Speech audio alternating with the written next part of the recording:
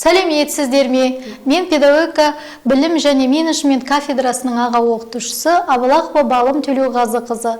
Бүгін менімен танысатын пәндеріңіз тәрбие жұмысының теориясы мен әдістемесі. Бұл пәнде қарастыратын бірінші тақырыбымыз тәрбие әдістері, түрлері және құралдар жүйесі. Соның ішінде қарастыратын сұрақтарымыз тәрбиенің әдістері, тәсілдері, құралдары туралы түсінік, екінші тәрбие әдістерін таңдап алу шарттары, үшінші тәрбие әдістеріне жалпы сипаттама. Енді біз бірінші сұрақтан бастап тоқталайық. Тәрбие әдістері туралы педагогикада түрлі көзқарастар қалыптасқан. Тәрбие әдістеріне авторлар түрлі анықтамалар береді. Мысал үшін, Конникованың анықтамасы бойынша тәрбие әдісі дегеніміз педагогикалық жұмыстың тәсілдері мен жолдары арқылы тәрбие мақсатына жету. Сластюниннің айтуы бойынша тәрбие әдістері дегеніміз тәрбиеші мен тәрбиеленушілер іс-әрекетінің өзара байланыс тәсілдері деп тұжырымдайды.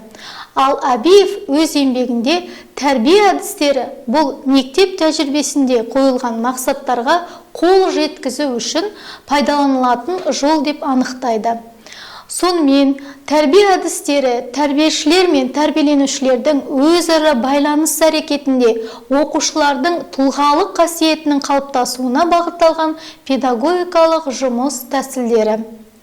Тәрбие жұмыстарының әдістері тәрбиенің мақсатына, принципіне, мазмұнына, балалардың жас және дербес ерекшеліктеріне, олардың тәрбиелік дәрежесіне байланысты. Барлық әдістер тәрбие мақсаттарын іске асыруға, оқушылардың мінез-құлықтарының қоғамдық нормаға үйретуге, адамдармен қарым-қатынас жасауға және олардың іс-әрекетіндегі құнды тәжірибелерін пайдалануға бағытталуы қажет. Әдістерді іске асыруда тәрбиеші оқушыларға педагогикалық ықпал жасайтын тәрбиенің тәсілдері мен құралдарын қолданады. Тәрбие тәсілі жалпы әдістің бір бөлігі, жеке дара әрекет, нақты іс. Әр әдістің тәсілі болады. Мысал үшін, үйрету мен жаттықтыру әдістерінің тәсілі нұсқау, көрсету болып табылады. Әдістер мен тәсілдер арасында нақты шекара жоқ, ол құбылмалы, жылжымалы болып келеді. Тәрбие құралдарына іс-әрекеттің түрлерін, көрнекі құралдарын, педагогикалық ықпал жасау құралдарын жатқызамыз. Мақсатты, тәрбие мақсатты жұмыс жемісті болу үшін осы құралдарды тиімді қолданғанымыз қажет. Тәрбие әдістерін таңдап алу шарттарында әдістерді таңдау көптеген жағдайларға байланысты. Тәрбиеші қолданылған әдістердің себептерін қаншалық терең түсінсе, әдістің өзіндік сипатын біліп, қолдануды білсе, соншалықты әдістің өнімдісін, тәрбиелеу жолының дұрысын таңдаған. Жалпы алғанда, Әбиев тәрбие әдістерін таңдауды анықтайтын мынандай шарттарды ұсынады. Бірінші, тәрбие мақсаттары мен міндеттері, екінші, тәрбие мазмұны, үшінші, тәрбиеленушілердің жас ерекшеліктері, төртінші, ұжымның қалыптасу деңгейі, бесінші, тәрбиеленушілердің даралық және тұлғалық ерекшеліктері, алтыншы, тәрбиелік жағдайлар, жетінші, тәрбие құралдары, сегізінші, педагогикалық дәреже деңгейі, тоғызыншы, тәрбие уақыты, оныншы, күтілетін қорытынды. Біріншіден, тәрбие әдістерінің көмегімен оқушылардың әртүрлі іс-әрекетін ұйымдастырылады. Мақсатқа сәйкес бағытталады. Олардың адамгершіліктік тәжірибесі байиды. Екіншіден, тәрбие әдістері арқылы оқушылардың дүниеге көзқарастары қалыптасады. Олар қоғамдық өмірге қатысады. Тәрбиенің әлеуметтік мақсатын жүзеге асырады. Келесі қарастыратын сұрағымыз тәрбие әдістеріне сипаттама.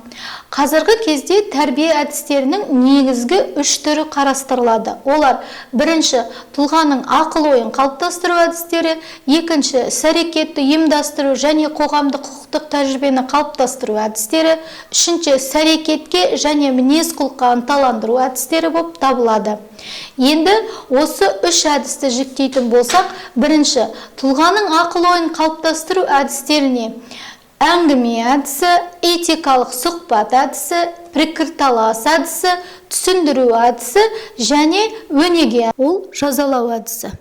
Жазалау қате қылықты ескертіп тежеу, өз ар-ұяты алдында, басқа адамдар алдында кінәсін түсінуге әсерін тигізетін педагогикалық әдіс.